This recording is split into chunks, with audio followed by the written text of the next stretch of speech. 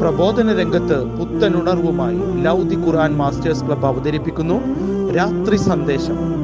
എന്നും രാത്രി 9 മണിക്ക് യൂട്യൂബിലൂടെ പ്രസംഗ പരിശീലന കളരിയിലെ പഠിതാക്കൾ നിങ്ങൾക്കായി ഒരുക്കുന്നു.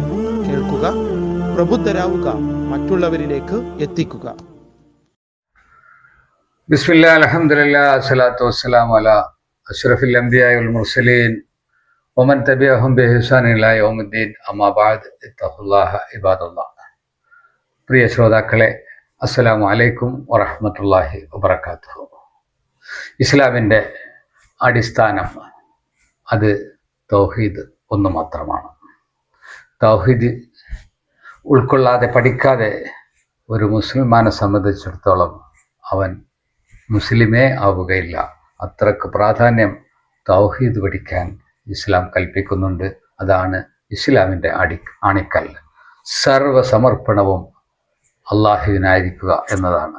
സർവസമർപ്പണം എന്ന് പറയുമ്പോൾ നമ്മൾ നമസ്കാരം, നമ്മുടെ ദുആ, നമ്മുടെ നേർച്ച, നമ്മുടെ ബലി, നമ്മുടെ സഹായ തേടൽ, നമ്മളുടെ ഭയപ്പാടുകൾ, നമ്മൾ ഭയക്കുന്നത്, പരീക്ഷ, അതുപോലെ നമ്മുടെ പ്രതീക്ഷകൾ എല്ലാം തന്നെ ഇവയെല്ലാം ആരാധനയിൽപ്പെടുന്നു. ഇവയിൽ ഏതെങ്കിലും ഒന്നിൽ അള്ളാഹുവിനോടൊപ്പം സമന്മാരെ ചേർക്കുന്നത് അതാണ് ശിർക്ക്.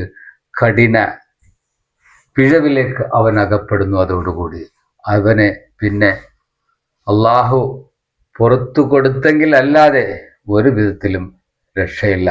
അത്രക്ക് വലിയ വൻ പാപമാണ് ശിർക്ക്. അള്ളാഹുവോടൊപ്പം പങ്കാളികളെ ചേർക്കുക. അത് പാടില്ല എന്നതിന് എന്താണ് തെളിവ് എന്ന് ചോദിക്കുന്നവരുണ്ടാവും. പരിശുദ്ധ ഖുർആൻ വളരെ കൃത്യമായി അതിനുള്ള ഉത്തരം പറയുന്നുണ്ട്.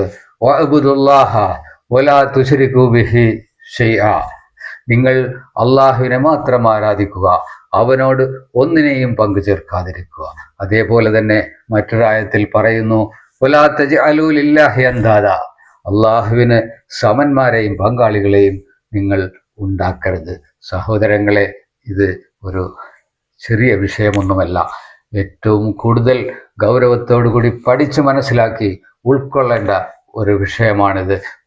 നമ്മളെ സൃഷ്ടിച്ച സർവാധിനാഥനായ അള്ളാഹുവാണ് നമ്മെ സൃഷ്ടിച്ച് സംരക്ഷിച്ച് പരിപാലിച്ച് പോറ്റി വളർത്തുന്നത്. ആ നാഥനോടുള്ള നന്ദിയും കടപ്പാടും നമ്മുടെ ജീവനും മരണവും എല്ലാം അവൻ്റെ കയ്യിലാണ്.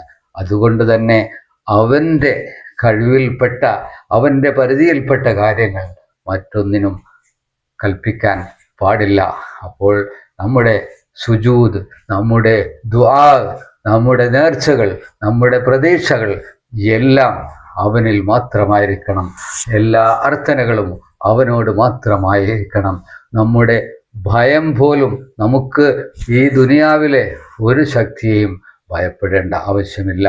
അള്ളാഹുവിൽ തവക്കൽ ചെയ്യുകയാണെങ്കിൽ നമ്മുടെ പ്രവൃത്തിയിലും നമ്മുടെ വിശ്വാസത്തിലും എന്തെങ്കിലും വിധത്തിൽ, ഏതെങ്കിലും വിഷയത്തിൽ ആ ശിർക്കിൻ്റെ ലാഞ്ചന കടന്നു വന്നാൽ നമ്മുടെ എല്ലാം ഫസാദായി പോയി. അത് ആ ഒരു അവസ്ഥയിലേക്ക് എത്താതിരിക്കാൻ അല്ലാഹു സുബ്ഹാനഹു വ തആല നമുക്ക് തൗഫീഖ് ചെയ്യട്ടെ. അസ്സലാമു അലൈക്കും വറഹ്മത്തുള്ളാഹി വബറകാതുഹു.